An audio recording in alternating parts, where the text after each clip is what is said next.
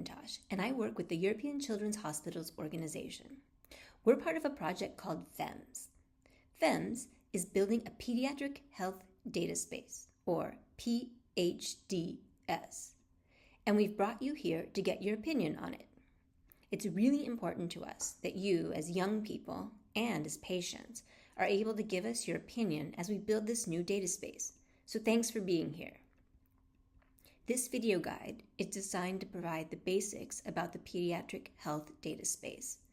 And then your leaders will lead a discussion in your local language.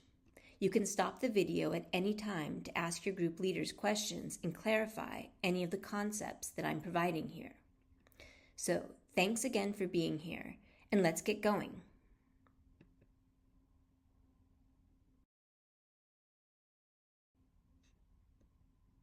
Today, we'll cover what is Pediatric Health Data Space, why is the PHDS needed, and how will the PHDS affect you as young people and as patients.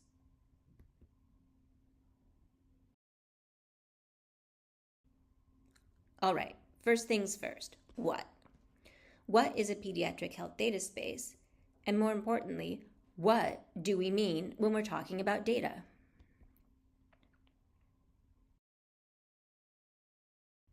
Specifically, what do we mean when we're talking about health data? Health data is the information the hospital has about you to help treat you. This could be things about your body, like if you had a fever or how fast your heart was beating when you were in hospital.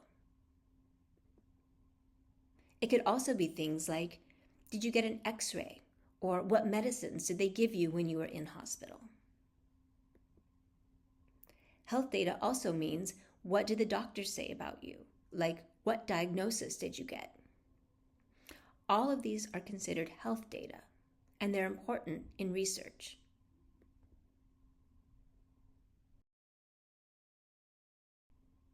But why are they important?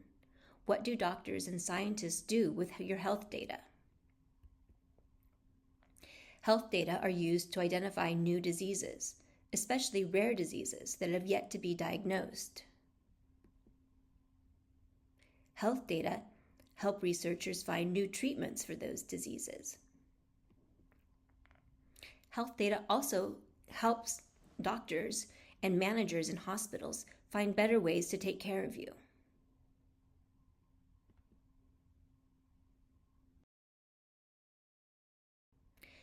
So now we're getting into the really interesting part. What on the world is a pediatric health data space? A pediatric health data space is a little bit like playing a video game online. So I don't know if you play video games, but my kids do. And it's fun to play a video game by yourself. But what's really fun is when you play online together. You have more data, more people, it just makes it a better experience. But in order to get online and play together, you have to have a few things before you can do that. Otherwise, it would just be chaos. First, you need the right tools. Everybody needs to be playing with the same systems. You need the tools to store and play your game. So this can be like your game console, it can be your headphones, whatever you need to play your game.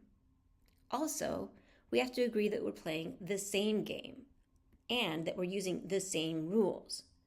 These are essential to be sure that the gaming experience goes right. So if we all have tools to store and play our game, and we agree on the rules for the game, we can have a multi-gamer experience that's better than just playing by yourself. So, the PHDS is a little bit the same. Not exactly, but that was the best analogy I could come up with. In the PHDS, we also want to be more than just one hospital by itself with its data. We want to have multiple hospitals working together, sharing their health data. So what do hospitals need? First, to be in a data space, you need tools to store and use your data. Similarly to the game situation, you need rules to follow when you're using the data. So a data space has two things. It has the data and it has the rules that hospitals follow. And then if hospitals have that, they can work together. If they agree how to work together, they can work together to share their data in what we call a pediatric health data space. So all the hospitals have the tools to use and share their data. They agree on the rules about how they're going to use it.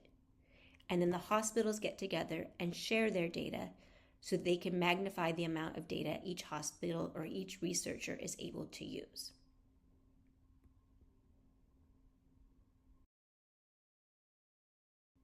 So you might be wondering, if hospitals are sharing your data, what does that mean about your data safety? Well, one important thing about the pediatric health data space is that your data never leaves the hospital. It's like a book that never leaves the library. How does that work, you might ask? Well, a researcher, instead of taking out the book from the library and reading it, just sends the question to the hospital. The hospital uses the data that they have to answer the question, and then they send the answer back to the researcher. Now, if the researcher wants to get data from multiple hospitals, then they just send their question to multiple hospitals that are part of the pediatric health data space. So, what you need to know as a patient is that your data never leaves your hospital, and that the rules that the hospitals are using now to keep your data safe will be used in the future. So nothing will change about your data safety with the pediatric health data space.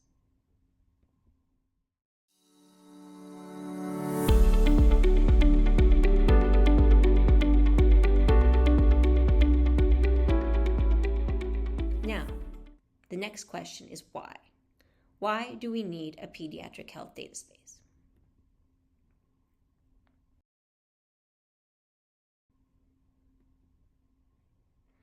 As you might have guessed by the explanation about what health data is, researchers need health data to improve your health. But there's fewer children than adults in the world. In Europe, there's only 18 kids for every 100 adults, which means there's not that much pediatric health data out there.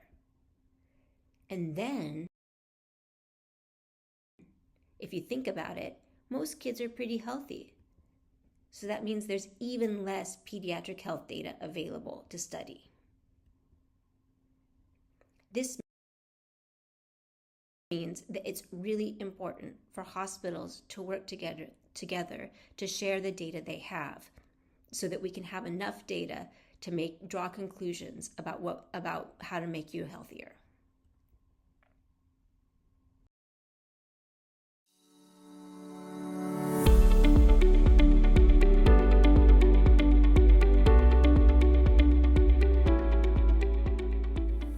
So let's take an example about how we're going to make you healthier with the pediatric health data space.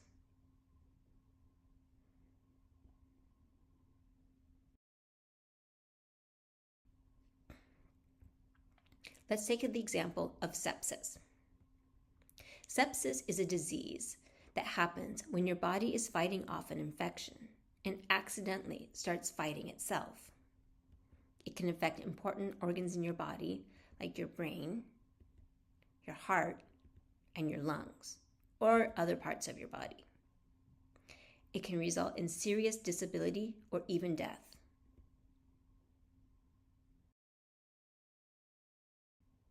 It's a big problem for kids and young people around the world.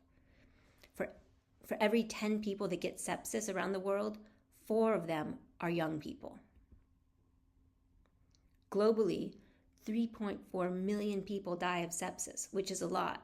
But I know that's a big number and it's kind of hard to put into context.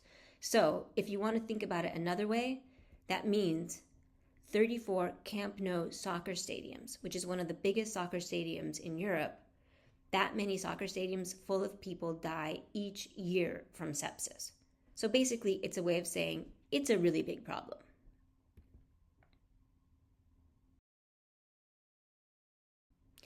And what's an even bigger problem is that doctors don't know when kids go into hospital who's going to get sepsis. But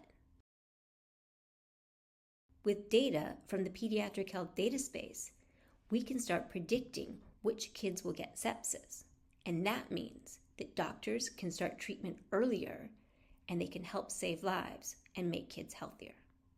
So that's just one example about how having more data and hospitals sharing data can help make children and young people healthier. There's a lot more examples, but that's just one.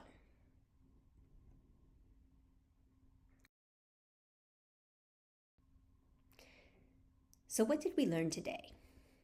We learned that health data is important for researchers and doctors, but there isn't much health data for children and young people.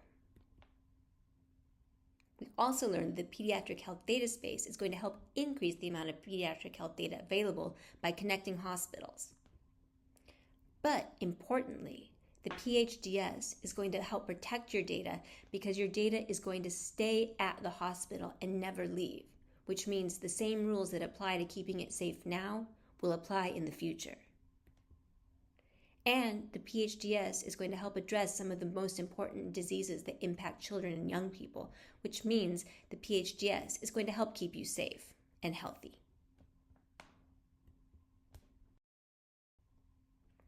Thank you so much for your time and taking part today. This ends the video portion of the session.